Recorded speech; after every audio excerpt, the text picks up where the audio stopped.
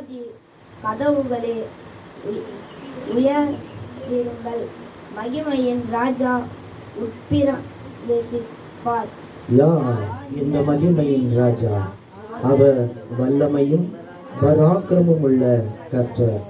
அவர் யுத்தத்தில் பராக்கிரம் உள்ள கர்த்தராமே.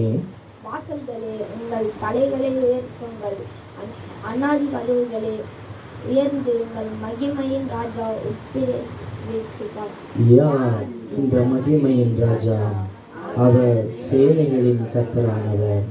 அவரே மகிமையின் ராஜா.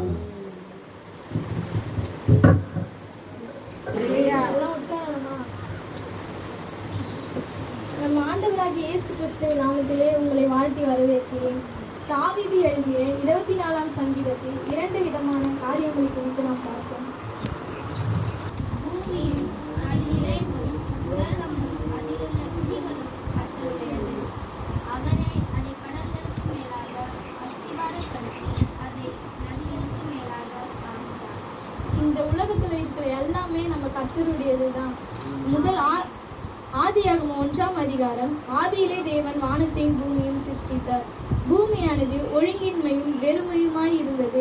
ஆழத்தின் மேல் இருள் இருந்தது. தேவ ஆவியானவர் ஜலத்தின் மேல் அசைவாடி கொண்டிருந்தார். வெறுமையாய் இருந்த பூமியில ஏசப்பா வார்த்தையினால எல்லாத்தையும் உருவாக்கினார். அதனால இது எல்லாமே ஏசப்பாவுடையதுதான். நம் மனுஷரும் ஏசப்பா தான் உருவாக்கினார். குடிமக்களாகிய நாமும் அவர் தான் படைத்தார். சகலத்தையும் வார்த்தையால் படைத்தவர் அவர் ஒருவர் மாத்திரமே. எடுத்துக்கொள்ளலாம். சங்கீதம் 33ஆம் அதிகாரம் 6ஆம் வசனம்.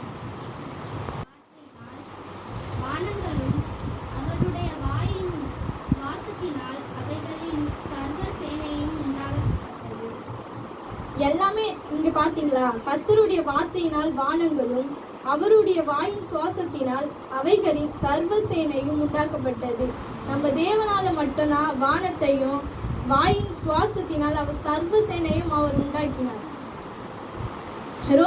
ரோமர் எழுதின புத்தகம் 11ஆம் அதிகாரம் 36ஆம் வசனம் எடுத்துக்கொள்ளுங்க.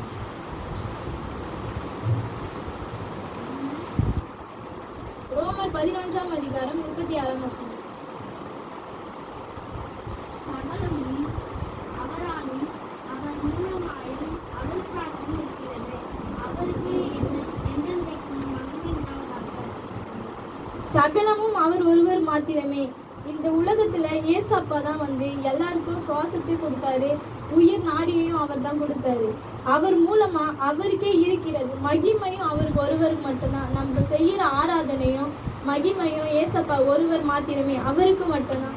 இந்த ஆராதனையும் நம்ம ஏசப்பாக்காக உண்மையா செலுத்தணும். இந்த சிருஷ்டிப்பு எதற்கென்று சொன்னால், முதல் 2 வசனங்கள் சங்கீதம் 24ஆம் அதிகாரத்தில் முதல் 2 வசனங்கள் சிருஷ்டிப்பை குறித்து சொல்லுகிறது. எடுத்துக்கொள்ளலாம். ஆகாய் 2ஆம் அதிகாரம் 8ஆம் வசனம்.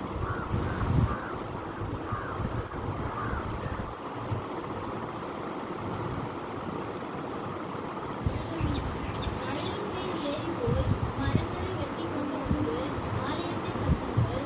அதன் தேவை நான் பிரியமாயிருப்பேன். ஆகாய் 2ஆம் அதிகாரம் 8ஆம் வசனம். வெள்ளியும் என்னுடையது, பொன்னும் என்னுடையது என்று சேனைகளின் கர்த்தர் சொல்கிறார். நம்ம கையிலையும் காலையும் வெள்ளி கம்பெல்லாம் போட்டு இது என்னுடையது அப்படி சொன்னா அது கர்த்தர் ஏற்றுக்கவே மாட்டார். இது வந்து கர்த்தர் கொடுத்தது நமக்காக. எல்லாமே கர்த்தருடையது மாத்திரமே. சங்கீதம் 24ல 3ஆம் வசனத்தை வாசிப்போம். யார் கர்த்தருடைய பர்வதத்தில் ஏறுவான்? யார் அவருடைய பரிசுத்த ஸ்தலத்தில் நிலைத்திருப்பான்?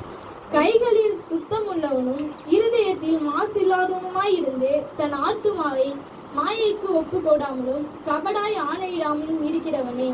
நம்ம கையில வந்து சுத்தம் இருக்கணும். இன்னைக்கு புருஷமார்கள் எல்லாம் மனைவி அடிச்சுட்டு வந்து இந்த சர்ச்சைக்கு உட்காந்து அவங்க கை வந்து ஒன்றும் பரிசுத்தம் கிடையாது. ஏசப்பா கை மட்டும்தான் பரிசுத்தம். நம்மளால நம்ம கை வந்து அவருடைய சாயல், நம்மளும் அவருடைய சாயல் தான். ஏசப்பா ஒருவர் தான் உண்மையான கடவுள்.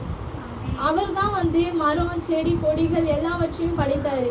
அதையே வந்து ஒரு கடவுளா வணங்குறாங்க. நம்ம அப்படி இருக்கக்கூடாது. நம்மளை உருவாக்கினவரை தான் நம்ம வணங்கணும். தன் இருதயத்தில் மாசு இல்லாதவனுமா இருந்து இன்னைக்கு ஒரு தசமப்பாக வச்சுட்டு ஐயோ 500 ரூபாய் வச்சுட்டோமே, 200 ரூபாய் கொடுத்துருக்கலாமா அப்படிலாம் யோசிக்க கூடாது. சர்ச்சுக்கு வந்துட்டு இங்கே ஒரு மாதிரி வெளியே ஒரு மாதிரிலாம் இருக்கக்கூடாது. எப்பயுமே நம்ம ஏசப்பாவுக்கு ஒரே மாதிரியா இருக்கணும். அதுதான் தன் இருதயத்தில் மாசு இல்லாதவனுமாய் இருந்து தன் தன் ஆத்துமாவை மாயைக்கு ஒப்பு கொடாமலும் இருக்கணும். தன் ஆத்துமா இங்கே ஒரு மாதிரி சர்ச்சில் ஒரு மாதிரி இருந்துட்டு வெளியே போய் ஒரு மாதிரி பேசினா அது ஏசப்பாவுக்கு பிடிக்காது. கபடாய் ஆணையிடக்கூடாது. ஏசப்பா நான் இன்னைக்கு உங்ககிட்ட சாட்சி சொல்கிறேன் அப்படி சொல்லிட்டு இந்த வாரம் நம்ம போய் சொல்லிட்டு போகக்கூடாது. அடுத்த வாரம் அதை நிறைவேற்றணும். இதேமாரி நீங்களும் இந்த சங்கீதத்தில் வளரணும். இதுக்காக நான் ஏசப்பா சொல்லி முடிச்சுக்கிறேன். ஆமென்.